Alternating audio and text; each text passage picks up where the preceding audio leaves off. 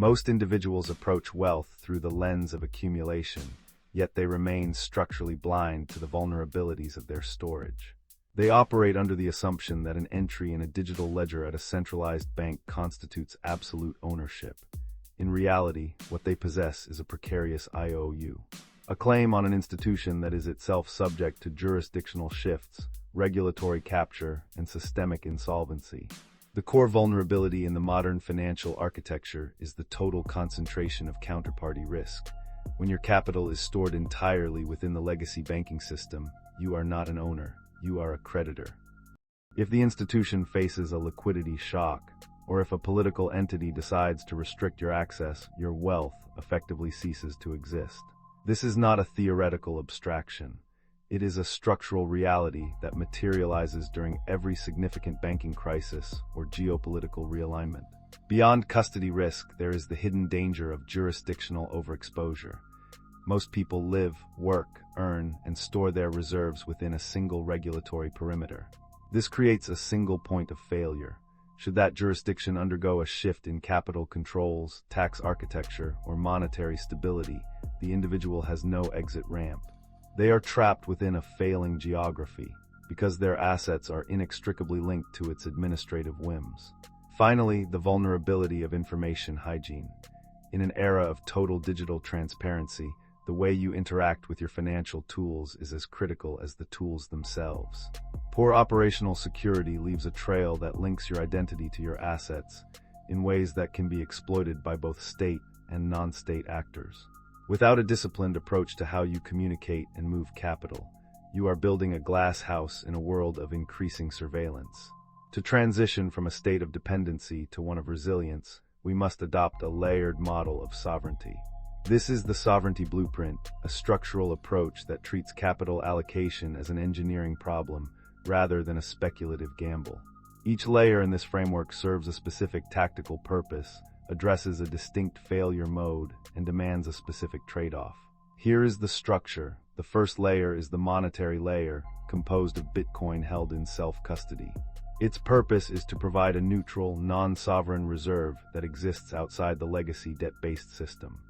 It mitigates the risk of currency devaluation and systemic banking collapse. The individual holds the private keys to their own ledger entry. The trade-off is absolute responsibility. In this layer, there is no forgotten password button and no central authority to reverse a mistake. You exchange the convenience of a custodian for the burden of total ownership. The second layer is the liquidity layer, consisting of cash or high-quality stablecoin positioning. While the monetary layer protects against long-term debasement, the liquidity layer provides a buffer against short-term volatility. It addresses the risk of forced selling, being compelled to liquidate long-term reserves during a market drawdown, precisely when prices are most unfavorable. The trade-off is opportunity cost. You are intentionally holding assets being diluted by inflation in exchange for the strategic optionality to act when others are panicking. The third layer is the privacy and redundancy layer. This involves tiered digital identities, hardware-based security, and jurisdictional optionality. Its purpose is to decouple your personhood from your net worth, mitigating the risk of targeted asset seizure or digital harassment. By diversifying your legal and digital presence, you create structural redundancy. The trade-off is complexity and friction. Maintaining high-level operational security, managing multiple jurisdictions, this requires constant vigilance and a significant investment of time. It is the cost of ensuring that no single event can compromise your entire architecture.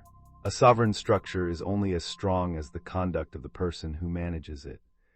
Operational discipline is the behavioral substrate that prevents structural integrity from being eroded by human emotion. Without it, the best tools in the world become liabilities.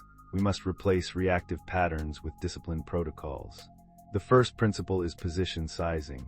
A common mistake is overallocation, committing more capital to a volatile asset than your nervous system or your liquidity needs can handle. This inevitably leads to emotional selling at the worst possible time. The structural correction is to size positions based on volatility tolerance. You only hold what you can afford to see drop by 50% without changing your lifestyle or your long-term strategy.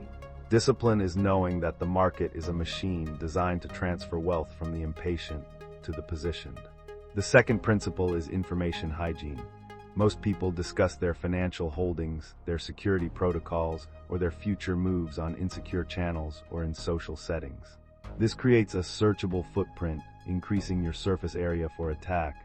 The structural correction is operational silence. You treat your financial architecture like a military installation. Access is granted on a need-to-know basis only. By limiting the information you broadcast, you minimize your risk of being targeted. The third principle is the rejection of leverage. Chasing yield or using debt to multiply gains is the primary cause of structural collapse for retail investors. Leverage creates a liquidation price, a point at which the market can forcibly take your assets. The structural correction is unencumbered ownership. By avoiding leverage and rehypothecation, you remove the counterparty's ability to force you out of your position. You trade the possibility of faster growth for the certainty of survival. The goal of a sovereignty blueprint is not to eliminate risk, which is impossible, but to contain it so that the overall structure remains functional during extreme events. We build for the tail risk, those low-probability, high-impact events that destroy unprepared portfolios. We must examine how our structure absorbs these shocks. Consider this, the failure scenario of an exchange collapse. Most people treat exchanges as banks, leaving their life savings on platforms they do not control. When the platform fails, the loss is total and immediate. Structural reasoning dictates that an exchange is an on-ramp, not a storage facility. By moving assets immediately to cold storage, you contain the risk to the duration of the trade. If the exchange fails 10 minutes after your withdrawal, your structure is unaffected. The custody protocol is this: never leave more capital on a centralized platform than you are willing to lose in a single hour. Another failure mode is the regulatory liquidity shock, when a jurisdiction suddenly restricts the flow of capital from decentralized assets back into the legacy system. If you are entirely unlinked, without a plan for conversion, you may be wealthy in theory, but starving in practice. To contain this risk, you maintain multi-jurisdictional exit ramps, banking relationships, or legal residences in at least 2 different regulatory environments. This creates a redundancy safeguard. If one door is barred, the structure allows you to move through another. Resilience is the ability to root around damage. Sovereignty is not an event, it is not a destination. It is a layered system built incrementally under the heat of discipline. Moving into unlinked assets like Bitcoin is not about betting on a new technology. It is about recognizing that the existing legacy architecture is no longer a safe place to house the fruit of your labor. You do not build a sovereign structure to escape volatility. You build it so that volatility no longer has the power to destroy you.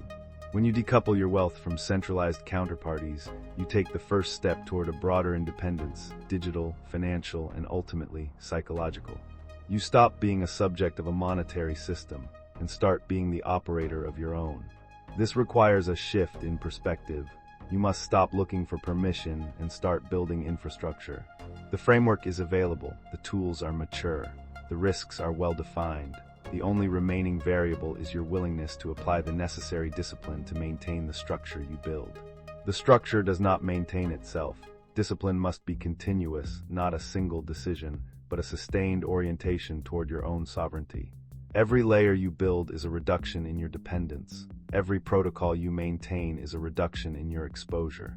This is the architecture of freedom, assembled one disciplined decision at a time. The question is not whether the system will continue to dilute.